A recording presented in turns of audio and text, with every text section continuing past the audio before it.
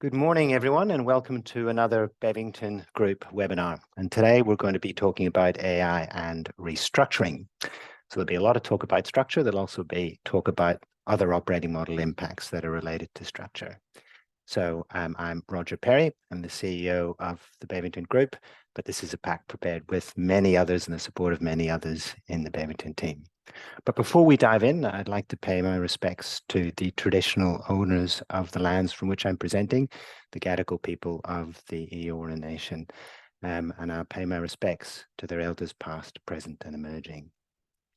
So let's get stuck in. So what we're going to experience today is a webinar that will go for 45 minutes. We will end on time. We do very much like to end on time, very productivity-focused company. You may have some questions. If that's going to be the case, by all means, have a crack at popping it on the Q&A button on the Zoom webinar. But if we don't have time to pick it up during the webinar, and that is often the case, feel free to send a question to webinar@bevingtongroup.com, and we'll try to pick up your question and respond. Okay, so today we're going to cover structure and the operating model. So just orientate ourselves around the subject. Then we're going to think about some specific use cases and how they affect the operating model, in particular structure. And then about how you should build operating model elements that allow you to deploy AI, and even how AI and technologies help you do restructuring. So we're going to actually be looking at the subject of AI and structure, and because structure is part of the operating model for Bevington, that's inevitable. There'll be other elements. So we're going to look at from multiple angles, both how it affects your organizational design in effect, and how AI can help you with that organizational design itself as we come to the tail end of the presentation. So a lot to cover as the world is changing so fast. So do feel free to send questions as you've got them. I will point out that, as usual, we will make this slide pack available. I won't go through every word in the slide pack because there are too many words. And there are some things that I'll say that aren't in the pack. So it is worthwhile paying attention, but I don't think you need to take too many notes. Okay, so a little bit of orientation. Those of you who know us will be very familiar with the way we think about structure. It's part of an overall operating model concept. The operating model are all the pieces you've got to put together to achieve your mission consistent with strategy. What that really means is that if you change structure, then it's probably going to have an impact on something else. Role design, metrics, performance management, systems, information flows, handoffs, all sorts of things are affected. If you change one element of an operating model, you're likely to change many. And as we work in this space, work with both various forms of AI and, of course, the traditional work we do on operating model and process, it's quite clear to us that AI will have an impact on every single part of the operating model. And we've gone into that in more detail on other webinars, which you can find. So I'm not going to go into too much detail on that because it is available elsewhere, but it's not just a technology element. It affects pretty much everything in the operating model. So, for example, it might enable workers to deliver greater volumes faster, and more of that later as to what's practical and what's not. It can actually reduce or smooth the company's cost curve in all sorts of ways. And that's not just about productivity. It's also about where AI can help you focus. And that might not be through just structure, but other elements of the operating model. So there are our usual elements. And what this slide's just basically trying to say is AI and automation breaks out of its box to basically seed itself in all the other parts of the operating model. So we'll talk about many of these parts of the operating model, but today we're mostly going to talk about top left-hand side, structure, core function, and so forth, and AI and automation. So why do it? Well, I'm not going to talk about this in too much detail, but why do it? Because, well, there are lots of advantages in thinking of potential AI impacts on your org design, from cost to income ratios to managing your risks better. So, for example, AI can be used for automated compliance, but it can also be used to look through data and proactively identify risks before they become issues. You might be better at cybersecurity, to be very specific about a particular type of risk. You might be better at attracting talent.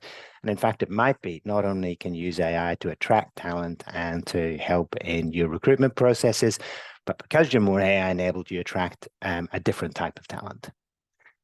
And reduced, basically, you could risk, if you're not in the game relative to others, your revenue profile, because you're not basically developing customer experiences that are appropriate fast enough, which AI can help you with. So ultimately, it is worthwhile asking the questions about AI's impact on your operating model or your org design, if some of you are thinking about it that way. It'll help you find ways to evolve roles. And that's definitely going to happen, and it's already happening. And we're going to give some examples of that as we go. And that evolution of roles is basically arising because of AI.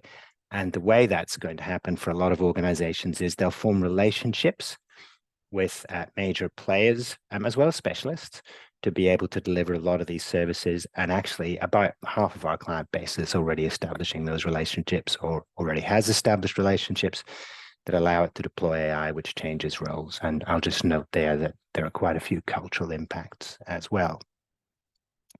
Now, to just finish the orientation, so we've said, look, it's about structure, yes, but structure is connected to the rest of the operating model, and AI will affect everything. And it's worthwhile doing this examination.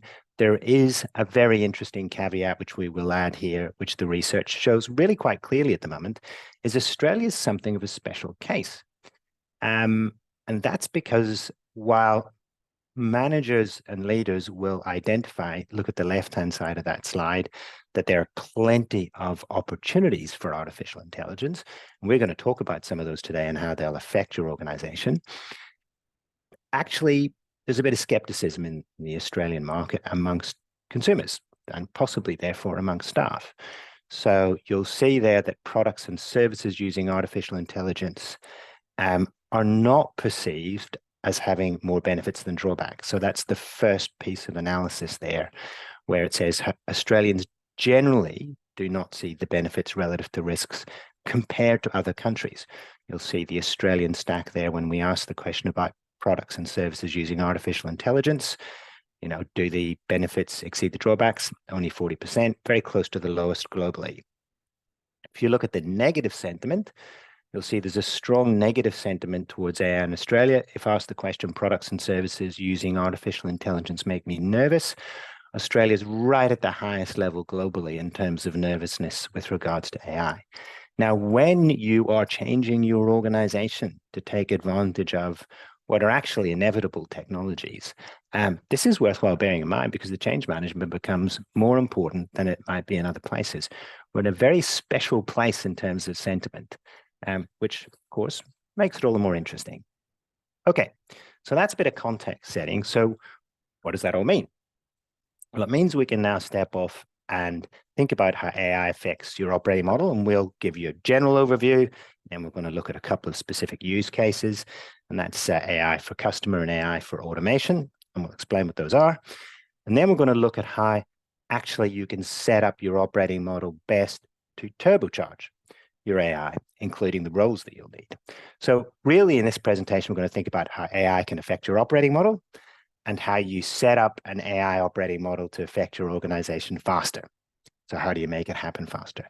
So we're going to flip sides of the same coin, and we're going to look at both to give you some clues and pointers.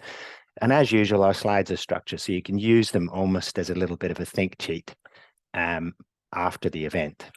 So let's get into overview of AI in the operating model.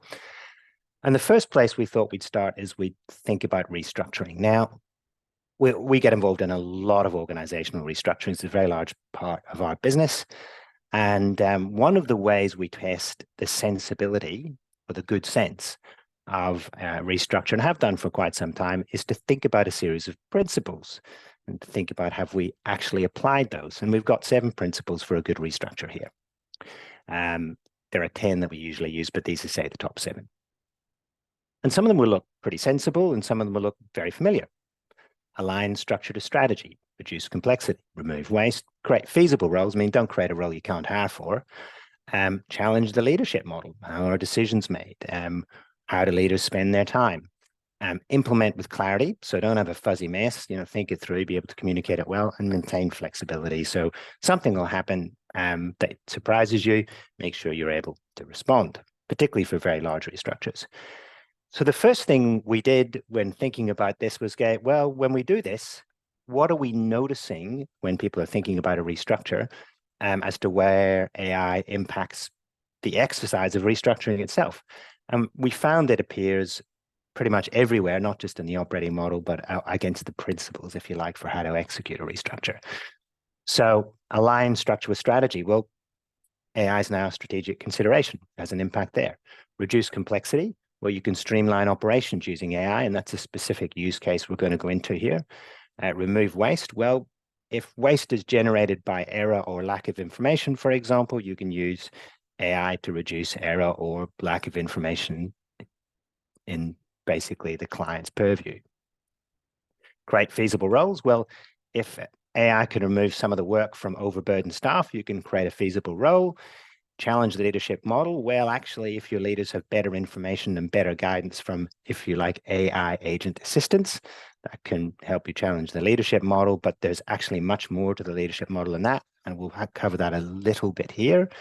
Implement with clarity. Well, there's an AI part of this as well. Sometimes you might have an AI option, but you don't have the data to change the robot or the agent properly. So actually you can't go there yet. You've got to do some pre-work, and we'll give you some examples of the pre-work that you often find that is necessary. And we'll do that in the AI for customer discussion. And maintain flexibility. Well, this is not AI specific, but as you'll see, what AI is driving is a need to be even more flexible and to consider your change management much more carefully. All right, so that's the first pit stop.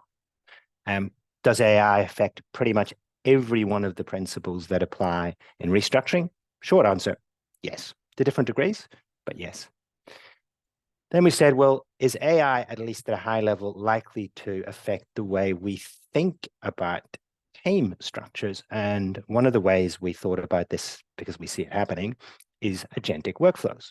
Agentic workflows just means a workflow, for example, delivering a customer outcome where work is handed from one agent, and an agent is an artificial intelligence agent, to another to deliver an outcome for our customers. So here's an example.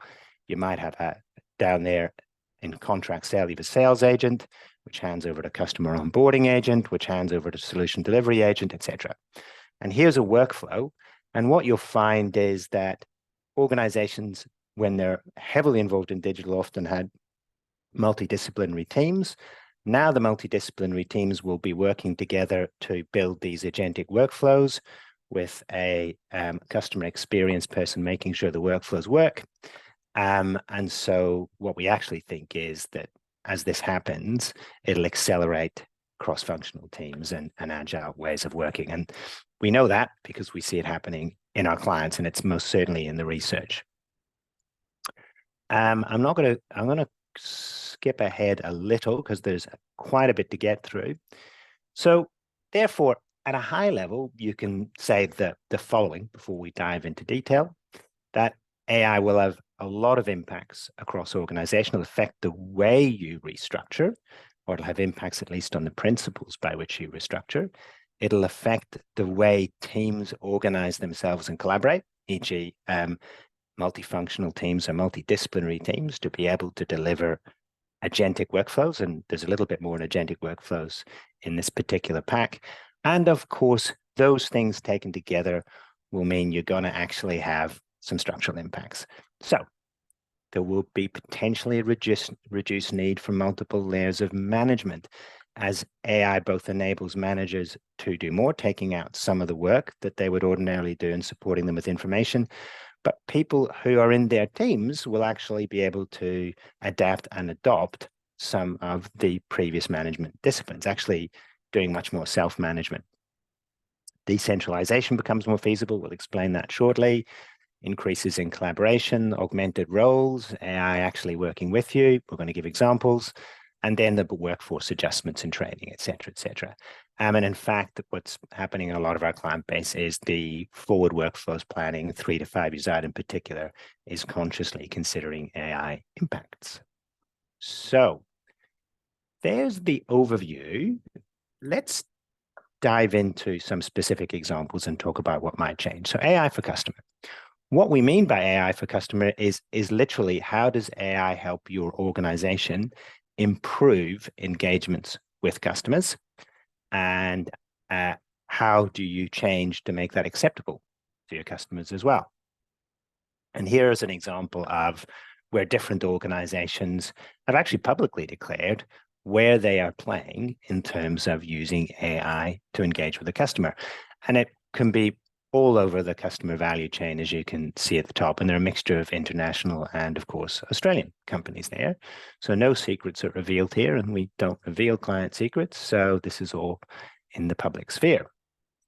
So given that it's definitely happening, although it's still early days, how are we seeing this happening? And what might be the structural impacts on this? Well, if we think about AI for customer, an awful lot of customer interaction happens through contact centers or service centers or through agents. And an agent certainly traditionally has been a human, but there's certainly chatbots that have been there for quite some time, which have been implemented to different degrees of satisfaction to a customer, but generally not high. So what AI is now doing is increasingly allowing you to do three things. Basically, avoid using your human agent because you get to a problem early. So work's automated in a way that reduces the need for customers to even call a contact center. So an example would be something goes wrong in a telecommunications network. The central system, which is AI supported, notices there's a problem and contacts the customer proactively, say, hey, just letting you know before you call us, we do know that your router's out, for example, and we do think that this will be back on in 15, 20 minutes, or we do think the problems that you're in, please restart your router. You can reach out and avoid someone having to basically enter a queue to be able to resolve an issue. So reach out proactively. And that actually can deliver some really interesting customer NPS, Net Promoter Score benefits. If a call does come through, you can support the agent. So you can actually provide cheat sheet notes or AI find information on that particular customer or that particular background or a guiding principle or a rule or an option or an offer to actually help the agent, particularly in a very complicated space, work through to a solution with the customer. Now, in a world that's increasingly complex, say, for example, a great deal of reg complexity, this becomes just increasingly helpful, particularly if you take contact centers. They're often high turnover environments. This is very, very useful. Support the agent could be real-time online, but also there are interesting and very helpful AI training schemas that are now emerging. So including agent-based training, which is tailored for an individual person. So, for example, there are examples of tailoring of individual training for cybersecurity. It can equally apply to customer service training. So you can support the training with AI, but AI can also prompt different solutions, options, and useful information to the agent. And it can do so by actually listening in the call and picking up keywords. And then there's replace the agent. So chatbots have, I think rightly, had a terrible reputation. And the promise is that these get better. We do have a couple of customers, at least, who have had enormous improvements in this space. But most chatbots today are still pretty low level. And there are some things that get in the way, which takes us to something I said I'd talk about earlier, which is training impacts. You often find that one of the things that constrain success in avoid the agent, support the agent, or replace the agent, all of which, of course, have structural implications, which we'll talk about in a minute. Effectively, if you don't have good data to train an agent, it's going to slow you down. So if what you needed was, for example, publicly available information structured on websites, and you could get it and it was all good quality, for example, in financial services, actually, you can find a lot of information on banks' websites, which is publicly available, and it's often very well structured, so you can answer a lot of questions. Interestingly, often the internal information is less structured and sometimes conflicting, so it's hard to train a bot to deliver, for example, items 2 and 3 up there, which is support the agent, replace the agent. So often you've got quite a bit of tidy up work to do. So, for example, you might want to train an agent using your standard operating procedures. Hard to do if they're not there or they're completely inconsistent. So you'll basically mistrain the bot and it won't work very well. So just a word of warning there. So there are practical matters that get in the way of achieving the objectives. But nonetheless, all three are happening today at different paces and in different parts of the world. And here's an example of how it plays out. And you'll be able to see the structural implications straight away. So the classic thing that people are doing is say, well, okay, I might be able to replace the agent, but in the early stages, at least not for everything. So I'll actually automate and provide chat AI functionality for very simple queries and very simple requests. Albeit you've got to have checked whether this works in your customer experience strategy. But yeah, I'm still going to need complex queries being dealt with by actual people, or not just complex, but queries that have some emotional valence. So in other words, you've got an upset customer. Your strategy might be, I've got an upset customer, I'm going to put a human on the line. I'm going to make this as supportive an experience as possible. But there's no reason why that agent can't be supported, that customer service agent can't be supported by a robotic agent to go find information, for example, and to make it easy for them. So you can see there that that'll automatically lead to changes. So you might have fewer people doing simple roles and you've got more people doing the complex activity, but you've also got to create teams that work on training the agent so you can deliver that simple activity. It doesn't happen by magic. You've got to actually build teams which are constantly monitoring and refining the agent experience for the customers. So whilst you may reduce the number of people doing simple calls, you're likely to build new teams to help you basically manage that agent experience or that agentic workflow I talked about earlier. Although I'd have to say what we're mostly noticing right now is that it's not that the workforces are being reduced, it's just that very poor wait times and customer service and grade of service is being dramatically improved by using these technologies. So it's very much in the early stages, at least for some of our clients, to the customer's benefit and to NPS benefit. But long term, well, we know this is going to go. Simple work will increasingly be done by robots. That'll change the shape and structure and size of your workforce. Another way to look at the customer element or the AI for customer element is to think about different ways of expressing the benefit and then think about how that can affect your workforce. So yeah, you can avoid, support, replace, as we talked about earlier. We can also think of this in different ways. So look at the left-hand side on this slide. You've got 24/7 availability. Oh, that's interesting. So now I can provide 24/7 support. That's very appealing and maybe very helpful for your customers who are working all day and are only going to get to you at 7 or 8 in the evening or 10 o'clock at night, after all the family's been tucked up in bed. But other ways you can think about this, well, you can actually improve the customer journey by personalizing, and you can use AI for that. It's hard to do with the workforce. You can support human agents by locating the correct information. That is part of what we talked about earlier, support the agent. You can improve the consistency of experience across voice and across other channels, across your digital channels and your chat platforms, by actually presenting consistent information to support decisions across all those channels.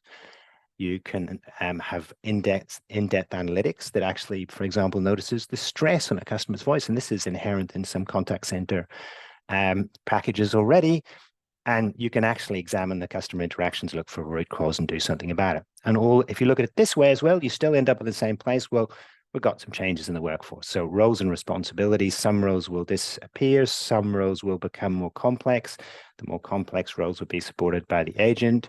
But you also need to create new specialized roles that build the agent, the software agent, the AI agent infrastructure. And that's why we're going to talk about that a little bit later. How do you do that? Okay, so that's an example of the sort of structural implications and other operating model implications that are likely to happen if you're deploying AI for customer.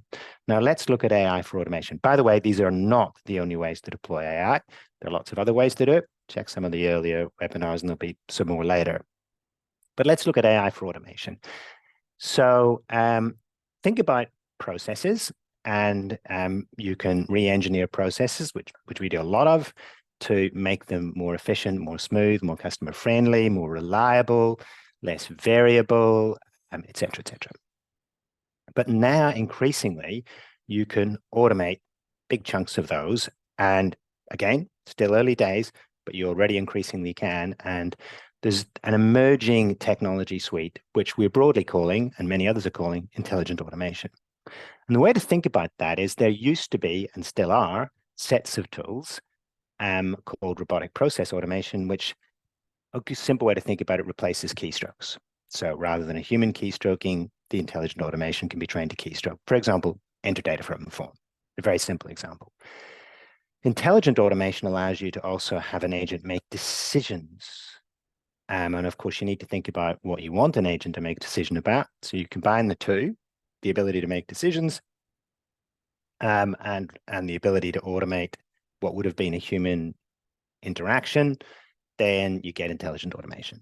Now, this is usually used, in fact, the research is pretty clear in this, it's always best deployed, these technologies, with process reengineering, because you change your process around it, you get a benefit, and then you can figure out how you deploy and where you deploy as you change the processes automation most effectively, because there are complex and less complex places to deploy.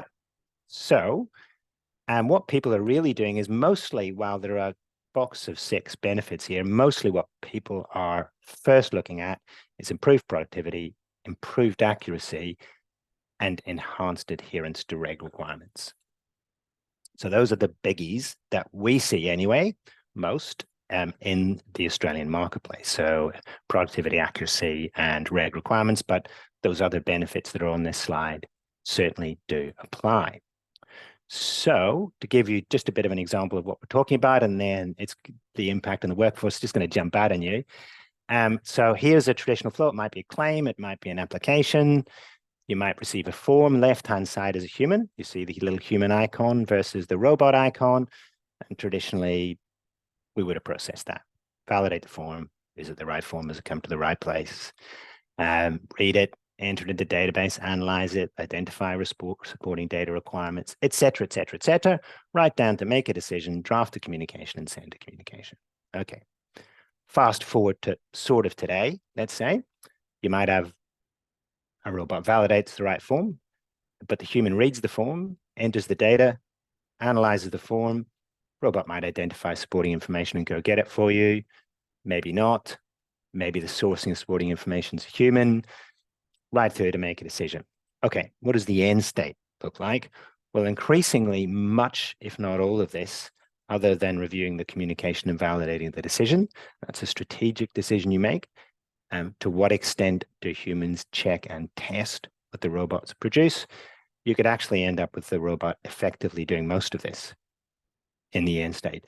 And there's no real technical barrier, although your data organization and your customer experience strategy may affect this, but fundamentally it is technically conceivable today to do pretty much all of that. So, word of warning, check out our discussion on AI architectures, because you've got to make some strategic decisions about how you do your customer experience and your workflow, and what's your stance on this in terms of humans versus agents in the workflow. Okay, so as RPA becomes intelligent automation, which I kind of think of RPA as RPA on steroids, unsurprisingly, humans are going to be redeployed into the more complex roles, or the roles that specifically require that human touch. So that'll mean role redefinition, because you'll actually end up having an interesting situation where complex tasks are done by a particular cohort, but they'll still be supported by AI. There'll be increased capacity for a given level of cost in the organization that will affect the cost curve. Now, there'll also be the potential for flatter structures. Now, I'm going to explain this 2 ways. Flatter structures, you can think of them, and this is what will happen initially, as let's take a middle manager. A middle manager you can think of as having a particular number of people reporting to that manager, or you can think of it having a particular amount of output that that manager is accountable for. The people number might remain the same, but the output that manager is accountable for is likely to grow. So in that sense, it's a flatter structure. And then over time, as staff are able to do more self-management with the aid of AI, and as managers are able to basically have AI do some of their tasks, particularly some of the manual work in around some of the management activities as opposed to leadership activities, you've got the potential to have a flatter structure. But here's the big but. The big but is probably not straight away. And the reason for that is middle managers really do act as an intermediary for change, as leaders for change. So you might actually find that you're using them just as much, if not more, and that the world becomes much more exciting and interesting for your middle managers. So there's really a caveat on that flatter structures piece, even though most of the literature is talking about it, because we see on the practical world on the ground, very big roles for middle management. Okay, new skill requirements, enhanced management capabilities, the willingness to engage in the AI and use it. It's not particularly technically complicated to use AI, so the skills are teachable. Just need to be aware of the limitations. And of course, but there will be significant resource reinvestment. So there's a structural impact, yes, which we've just talked about what might happen because of automation, but bear in mind there are all these other elements of the operating model that it touches. Okay. But it is worthwhile just pausing and think about, well, we're doing all of these things to make an organization more productive, safer, lower risk, potentially more profitable, et cetera, but hang on, just to say, we've got people who we actually have accountabilities for. We've got people we care about. We've got people who we have a duty of care for. What does this actually mean for them when you're doing a restructure? And you should always have this very much front and center when you're doing restructuring work. It's a duty. So when you think about that, and we've applied it in automation here, but it applies for AI for customer too. Bear in mind, you're thinking about job enrichment. How can AI help enrich a job? You're thinking about work-life balance. Very important for people. How can AI help deliver better work-life balance? You're talking about innovation and fun. Now, getting innovation to be fun is a thing, and it's a separate subject by itself, and we may actually cover innovation and how to do it well at another session. But for many staff, that's a benefit. Now, increased agility is something that will be needed of staff. Whether staff always enjoy it or not is up to how you deploy it. So you're going to need some really good change skills. Reinvestment in growth, including the growth of your staff. So if you save some money here, you can reinvest in training and development and staff growth, which really is an investment that gives a good return. That might be another subject for a webinar. How do we know that reinvestment in your staff gives you a good return? There are ways to know. And then cross-functional teams. Now, not everyone likes working in a cross-functional team, which technically really it should be called a multidisciplinary team, but it's there because that's what people often say, and because often the functions disappear. So, but to get all those benefits, you got to consider the things on the right-hand side of that slide. Like, so job enrichment, you've got to make sure that you're freeing up some time. Work-life balance, make sure you're freeing up some time to enable work-life balance. So you're thinking not just about the AI deployment, but about the way you work, your ways of working. And that actually does include an overlap with the work from home model or the hybrid model that you have going on in your organization. Ways of thinking how to make innovation fun, etc. I'm not going to go through each of those, but you can see that in your impact studies, we just want to stress it's really important to think about the benefits for staff. And I'm sure most of you are aware of that, but here's a little cheat sheet to think about. That might be helpful. Okay, so where to from here? Because there's actually still quite a lot to talk about in 10 minutes to go. They're always jam-packed, these. So, okay, so bear in mind the way, David, to think about this. We think, like systems thinkers, structure by itself doesn't really operate by itself. It's supported by everything from role design to metrics to process flows. There are many pieces which are required to make an organization work, not just a structure. So they interact. You think you should play safe. So when you enter the AI world, have an architecture which, for example, thinks about privacy, the care that you have for people, your training and culture, the way you're thinking about how you partner up with organizations, etc. So look for other Beaverton webinars on that.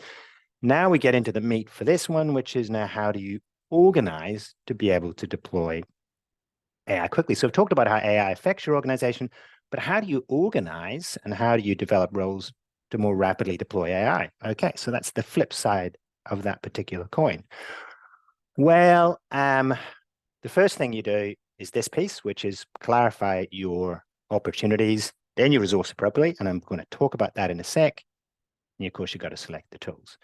The resourcing and tool selection kind of happen together, but you do have to decide where you want to play with AI before you start, because that will impact who you hire and who you train and how you train. I'm going to then flip straight to this. So when you are thinking about building your AI capability, you'll be thinking about different types of places you want to play. We recognize that everyone's going to end up in a different place in terms of their focus.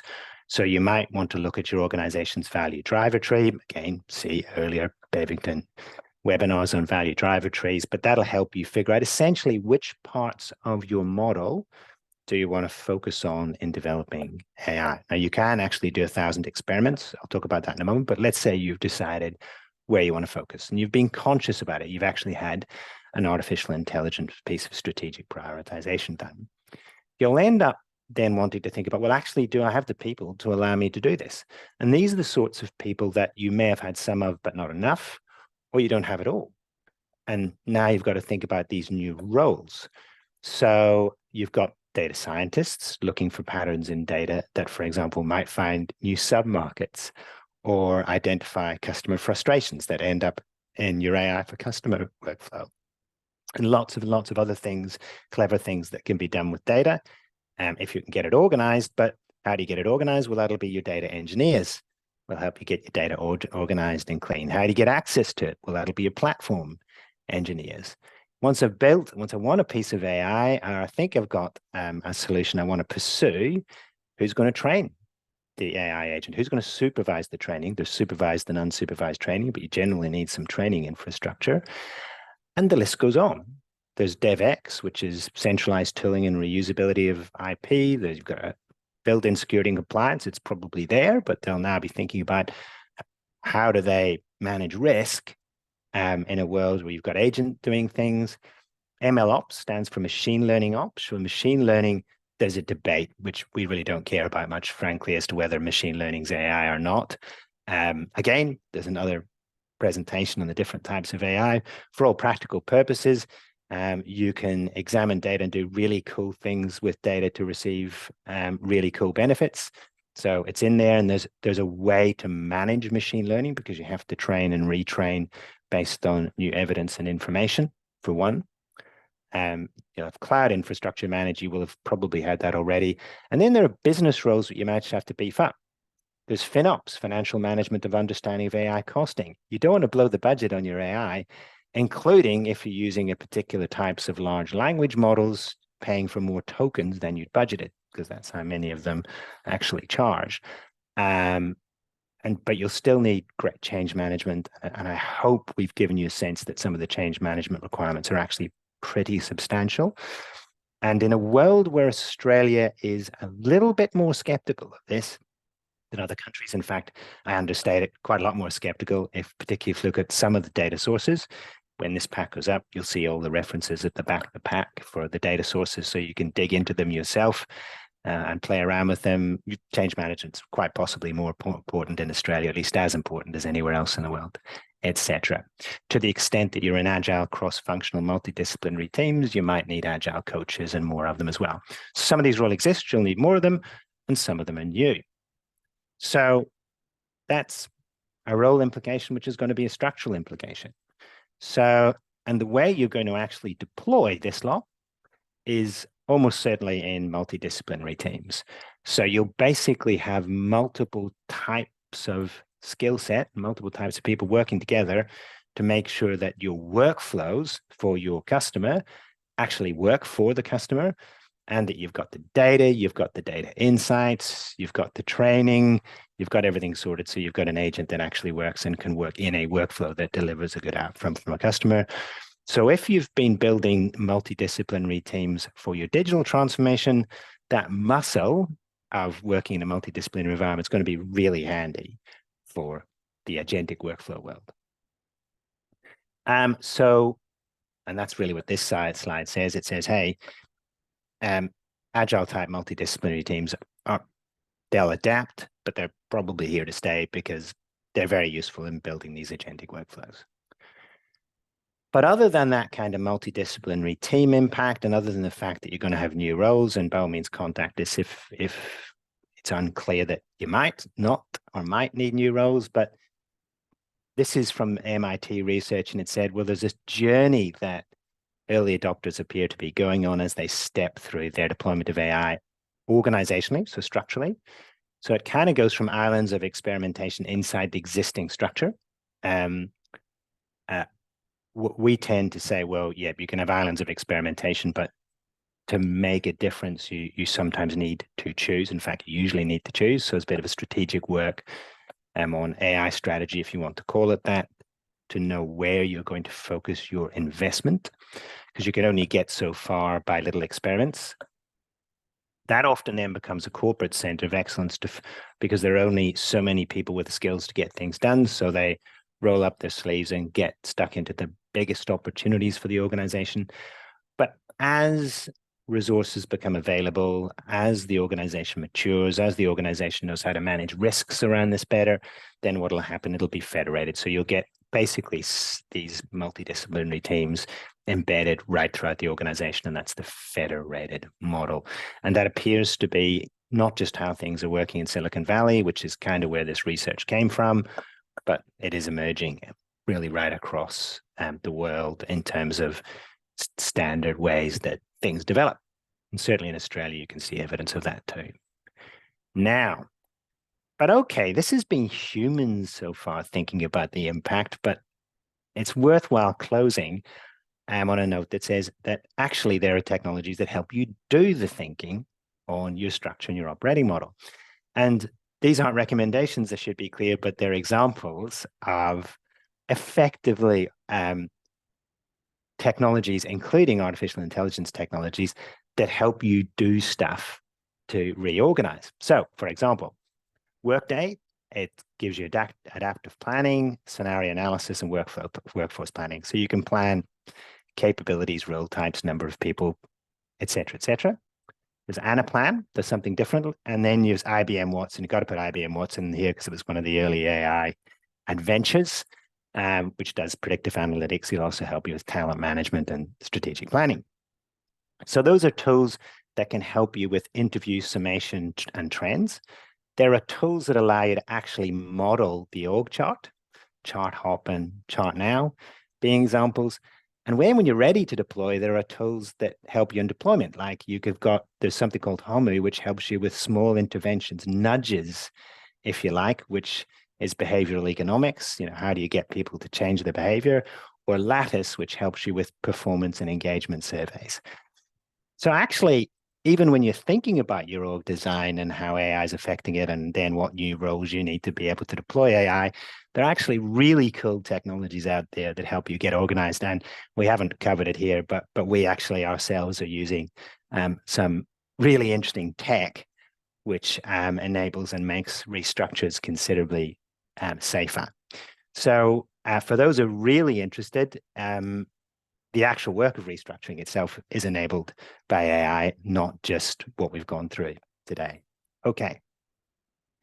And of course, as we approach the end of the presentation, we are here to help you if you need it. As I said at the beginning, there's webinar@bevingtongroup.com if you want to send us some questions. These slides will be posted on our website. Actually, this recording will be posted on the website, and hopefully you'll find the material interesting and helpful as you're thinking through your own org design. I hope we've convinced you that it's worthwhile doing. Thank you very much for your time. Have a great Friday.